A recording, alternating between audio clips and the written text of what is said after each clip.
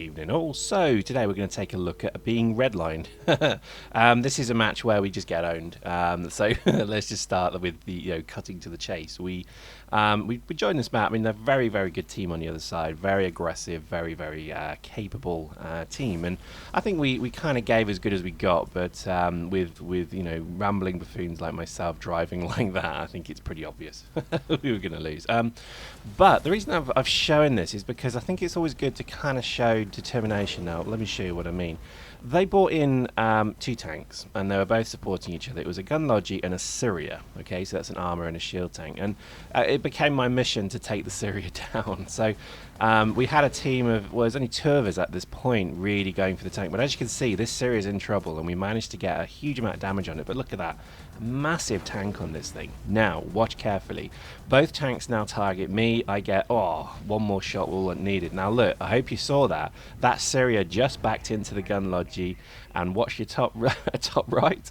That's right, both of them died. Now, that was because Nano Cleric had just thrown an AV grenade and killed the Syria. The Syria exploding while it was hitting the Gunlogi seemed to then kill the Gunlogi as well. So, I don't know. That to me was amusing. It was always good to, to waste a couple of million ISK prototype tank. But it just goes to show, I think a lot of people do back away. I mean, I know myself included, when you see a Cigaris or a Syria, which are the 2 prototype tanks, when you see them in the match, you just think, oh god, who would call that into this kind of match, etc. Meme, go on, that kind of thing. And I think unfortunately it's just the nature of the game. But what I'm noticing is as people are getting more skilled up, and as people I think are just learning the game, I guess, they're really getting quite good at killing stuff. So even if that's getting in a tank, you're going to be quite effective in that tank because you've maybe learned how to use it. But all the way to killing that tank, or using a laser, or using a mass driver. So I think it's really quite cool that a lot of people are getting to level 5 of stuff now. And I think certainly when it comes to that tank, and I think certainly when it just comes things generally, I'm seeing tanks dying a lot quicker now. This may be because I've got level 5 forge gun. That wasn't the forge gun I just used. This is a bit of an old footage, but now I'm killing sort of Gunlogis in 3 shots. And that's pretty impressive when you think about it, and that's just a standard. It's the Grimlock, so it is actually an Aurum forge gun. But anyway, I'll show you some footage of that another time. I think I just wanted to kind of show stuff like this because the game gets very frustrating, okay, and I think that's something. If you're in my corp and you've been playing with me, you've probably been hearing me F and Jeff quite a bit lately because I don't know. It just seems that everybody's really good at the game all of a sudden. That just shows I'm probably really crap, but. I'm loving it because I think, again, I would stress I played, most of the, the kind of online shooters you could probably play. And I found that they become very samey very quickly, and I'm not finding that with Dust. To me, Dust, you always have quite a challenge. Sometimes you'll dominate a match. Sometimes, no matter how good you are, you get dominated. And I think that's really quite important because imagine a game rather, where you load up the game and every single map you play, you just dominate. It's like absolute ownership every time. That gets very boring very quickly, and it doesn't really matter how good you are. I mean, if that's happening to you, if you literally never lose, then you're probably doing a very good tactic. Maybe you're spamming tanks. Maybe you're particularly good tank driver. I don't know, but I just find that if there is no quicker way to get bored and bugger off from the game if you basically do.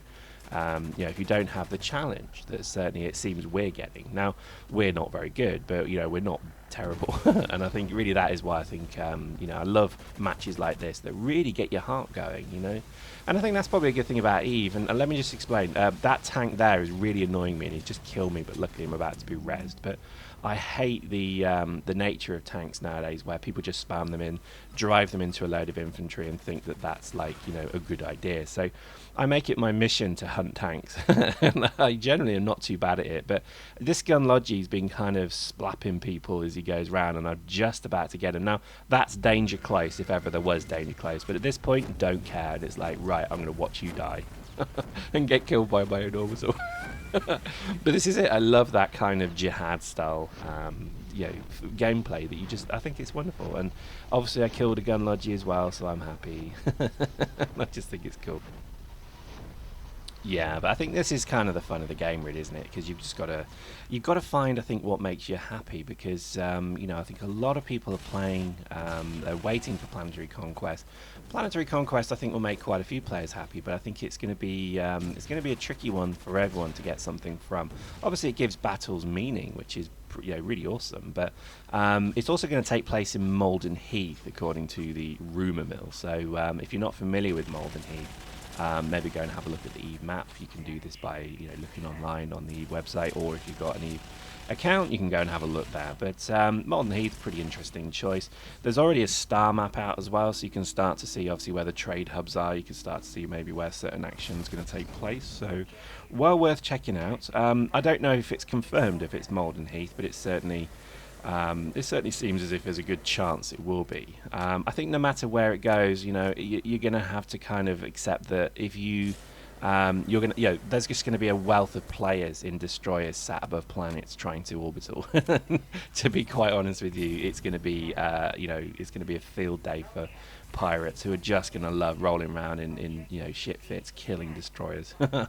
So just be prepared for that. I think if you're going to do orbitals, don't just expect to have a single destroyer in orbit and you can own everything. I would probably recommend you need a fleet now. So don't disregard the Eve Link, because otherwise your opponents, they certainly probably won't. So you could certainly have a stronger dust team, but they could have an entire army or an armada in orbit who will support a shitty army, and probably they'll win, because again, orbitals are not to be sniffed at. So maybe just have a think about that. Have you got an Eve presence now? If you don't, then maybe just start having a think about how you're going to do that. You can do mercenary contracts towards Eve, which is going to be a bit funny, mercs hiring mercs, but I think you're going to have to really carefully think about how you're going to defend your district from above. It's not necessarily always going to be about the ground battle. Now, to be honest, I don't think Eve pilots can solely win a ground battle. I think they'll just support. But it's probably worth considering. It's a tricky one. I think certainly when it comes to the Eve Link, I think you just need to understand that if you don't have ships in orbit helping you, and your enemy does, chances are they're going to win, because that assistance is substantial. Anyway, so there we go. It was a quick one today, and I think really I just wanted to show you killing tanks. I certainly wanted to show you what, even when you're being utterly redlined, even crappy scores like 11 and 10, you still have to go for it. And I think this is maybe a key lesson learned from us, is never give up and keep attacking. Anyway, there you go. Hope you enjoyed that. See you next time.